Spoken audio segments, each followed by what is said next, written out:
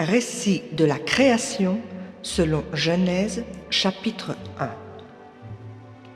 Au commencement, Dieu créa le ciel et la terre. Non, Or, la terre était vague et vide, les ténèbres couvraient l'abîme, l'Esprit de Dieu non, planait sur les eaux. non, non et non. Je n'ai jamais dit cela. Jamais je n'ai inspiré pareil texte. Mais Seigneur, je ne fais que lire ce qui se trouve dans ma Bible, et je le lis pour amener mes frères à la prière. Ce que tu viens de lire n'est pas ce que Moïse a reçu, ni ce qu'Aaron a écrit pour mon peuple. Cette traduction n'a pas été faite avec l'amour et le respect de mes paroles. Mais Je n'ai jamais parlé de commencement. Il y a mieux que le mot Dieu pour traduire celui d'Élohim. Et je suis esprit. Je ne plane pas. Je ne plane jamais. pardon Seigneur, mais alors, que puis-je annoncer à mes frères? Je ne veux pas être un faux prophète. C'est vrai, je ne comprends plus ce qui m'a été enseigné. Pourtant, mon cœur te crie tout son désir. Parle, Seigneur, je t'écoute. Tu viens de lire au commencement. Eh bien oui, il y a commencement, mais pas dans le texte. Il y a commencement quand tu t'éveilles à ma présence perpétuelle. Quand tu découvres ma face penchée sur ta frêle existence. Quand tu offres ta jeunesse à ma tendresse. Le véritable commencement, c'est aujourd'hui, si tu te décides à venir ou à revenir vers moi. Au fil des temps, il y aura toujours mon appel et ton devenir, ma parole et ton écoute, ma force et ta croissance. Mais alors, chaque créature humaine, chaque rencontre, chaque alliance décidée, chaque perspective d'échange entre toi et nous, c'est chaque fois un commencement. Mais oui, il y a commencement, cheminement personnel pour chacun. Et je suis le chemin. Et sur ce chemin, à chaque vérité offerte et découverte, il y a commencement de vie pour toi. Car je t'attends depuis toujours et je te veux pour toujours.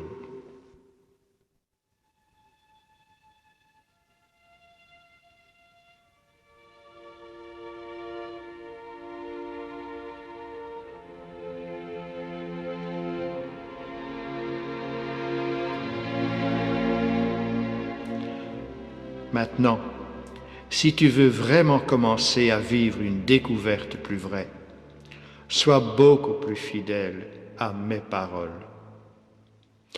Comme mon Fils Jésus vous l'a enseigné, sois fidèle à chaque détail de l'écriture des Écritures, à chaque trait de lettre que l'Esprit y a déposé. Commence ta lecture comme je l'ai prévu pour tous. Commence ta lecture, commence celle du Torah, non à la manière occidentale, mais comme l'a fait mon Fils Jésus quand il était parmi vous en Palestine. Son premier geste était un baiser d'amour et de respect. Il exprimait ainsi son empressement à me rencontrer et recevait, de surcroît, ma réponse à tout questionnement. Comme Jésus, ouvre le rouleau sacré de la Torah par le milieu. Oui, par le milieu, comme le faisait chaque Hébreu. Regarde le texte sacré et regarde-le bien. Exactement au milieu de ce texte, mon esprit a suggéré aux scribes d'insérer au milieu d'un mot une lettre majuscule surélevée. Mais cette lettre s'appelle Waw. Chaque frère de l'islam te dira que Waw est l'un des 99 attributs d'Allah. Et toi, que dis-tu?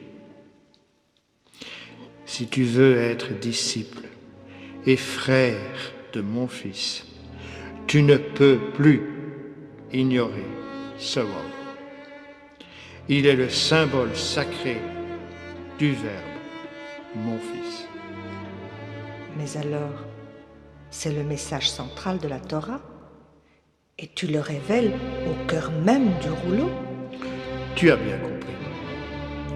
Moi, le Père, je fais découvrir mon Fils. Et lui, mon Fils, est venu parmi vous pour que moi, son Père, je sois révélé. Ton Fils est le centre de toute ton œuvre et lui te veut reconnu au centre de son œuvre. Merci Père de me faire découvrir cette réciprocité totale et de me montrer cet échange de complaisance réciproque. Au milieu de la Torah, moi le Père, je fais découvrir le symbole sacré de mon Fils, le Waw surélevé. Et lui, Fils, me fait découvrir et reconnaître. Il vous rappelle l'importance du moindre trait de lettre. Il vous parle surtout du petit yacht des Écritures. Ce yacht, c'est le symbole sacré de ma paternité. La plus petite lettre pour exprimer ma volonté de présence universelle, intime, humble et discrète. Un yod pour te révéler Père, un Waw pour le révéler Fils, et entre vous, un souffle d'amour réciproque. Tu m'expliques ton nom, Yahvé, celui que tu as donné à Moïse? Non, Yehoua, un souffle continu de 4 voyelles. Yehoua, pour révéler les 4 modalités de ma divinité.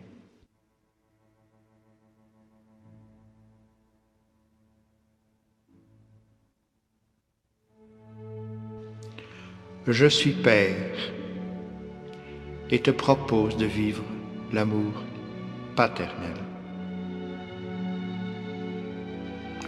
Mon esprit d'alliance te propose de vivre l'amour conjugal. Mon Verbe, mon Fils, te propose de vivre l'amour filial. Son esprit, son souffle, te propose de vivre l'amour fraternel. Aussi retrouveras-tu ce nom, Yehoua, mon nom, tissé dans les mots, les structures et le contenu de tous les textes sacrés. Mon Dieu, mon Elohim, tu t'es révélé par le nom. Je veux m'imprégner de ce nom et en faire mémoire. Je veux sanctifier ton nom, Yehoua. Je veux en faire la respiration de mon âme, ma prière perpétuelle.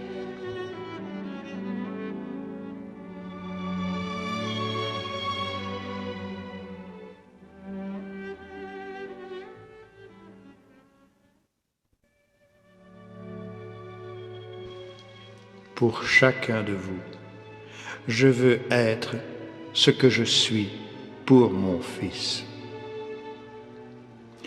Pour mon Fils, je suis l'éternelle source de son éternelle jeunesse. Pour mon Fils, je suis l'éternelle mémoire de son éternelle sagesse. Pour mon Fils, je suis l'éternelle lumière de son éternel message. Pour mon Fils, je suis l'éternelle volonté d'amour de son éternelle liberté. Pour mon Fils, je suis Père. Ton Fils est tout pour toi, et pour ton Fils, tu es tout. Nous sommes un, nous sommes foyer d'amour. C'est la signification profonde de mon nom, Elohim. Désormais, je te demande de le traduire par cette expression, foyer d'amour, beaucoup plus respectueuse et chaleureuse de ce que nous sommes. Ce foyer est un, parce que élan réciproque d'amour infini entre mon Fils et moi, son Père. Et ce foyer est unique, car l'amour réciproque, le souffle duel de l'Esprit Saint, est parfait, total, infini, éternel, divin.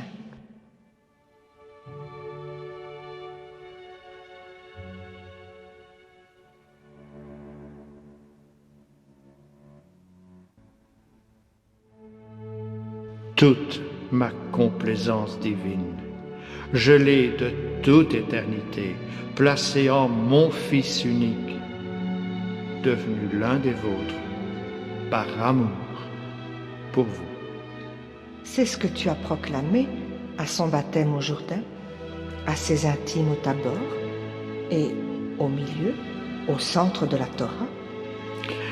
Mais maintenant, je te l'offre à découvrir dans cette expression unique, le premier mot du récit de la création, Bereshit. Je veux que tu saches que mon Fils est et sera toujours pour moi le principe, le chef, la tête d'une grande assemblée, d'un grand corps, l'Église. Un grand corps appelé à être un avec moi et complaisance d'amour l'un pour l'autre. Dans ton amour débordant, toi, Elohim, foyer d'amour, tu as créé cieux et terre, en prévision de ton Fils, tête d'humanité. Désormais, fais-moi la grâce, traduis et proclame avec cœur et intelligence, Bereshit, en tête envisagée, foyer d'amour créa cieux et terre. Et ainsi fais comprendre, Bereshit, en prévision de Jésus, tête d'humanité, foyer d'amour créa cieux et terre. Prévision de Jésus, tête d'humanité, foyer d'amour, créa cieux et terre. Il me semble entendre Saint Jean, le disciple bien-aimé de Jésus, reprendre cette entrée solennelle. Au commencement, non. En tête. Était le Verbe. Et le Verbe était Dieu. Et le Verbe était mon Fils. Et le Verbe était auprès de Dieu. Et le Verbe était auprès de moi. Il était en tête, avec Dieu. Il était en tête, faisant partie de foyer d'amour. Tout fut créé par lui. Tout fut créé par lui. Et sans lui, rien ne fut. Sans lui, rien ne fut. Je t'ai placé face à mon projet éternel. Jésus, Fils, tête de l'Église. découvre que l'Esprit te révèle plus qu'une question d'origine ou de début.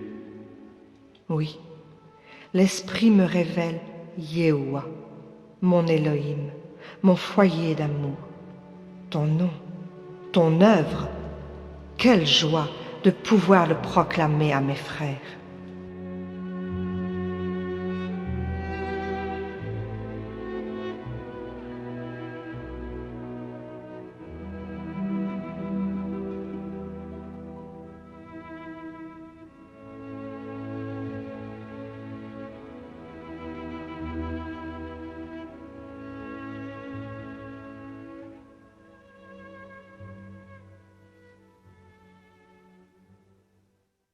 Père, je te remercie d'avoir révélé ces choses aux simples et aux petits. Pardon de m'être laissé aveugler par ceux à qui tu caches ces choses, parce que trop grands et orgueilleux. Merci, Père, de me permettre aujourd'hui de proclamer toute la beauté, toute la vérité de ta parole agissante et vivifiante. Toi, homme de ce siècle, toi qui connais tant de choses et qui comprends si peu de choses, écoute ce que l'Esprit te rappelle. Ben Sirac proclama le fruit de sa prière. Toutes choses vont par deux et en vis-à-vis, car le divin n'a rien fait de déficient. Toutes choses par deux et en vis-à-vis. C'est la signature du Père et du Fils, toujours en face à face. C'est la signature de leur amour réciproqué, l'Esprit Saint. Toi, homme de ce siècle, toi qui penses tant de choses et qui te perds dans les tiraillements, écoute ce que l'Esprit te suggère encore. Pour retrouver le Père, sois comme un architecte qui scrute et vérifie nombres et structures. Pour retrouver le Fils, sois comme un peintre qui fait parler les couleurs, ou comme un poète qui fait chanter les mots. Pour retrouver l'Esprit, sois comme un musicien qui connaît la portée des sons dans l'âme de ses frères. Toi, homme de cœur, tu peux tout recevoir, mais sauras-tu tout donner? Sauras-tu tout transmettre aux frères qui attendent? Ce qui n'est pas placé dans l'amour, ce qui n'est pas regardé au sein d'un vis-à-vis d'amour, restera toujours déficient.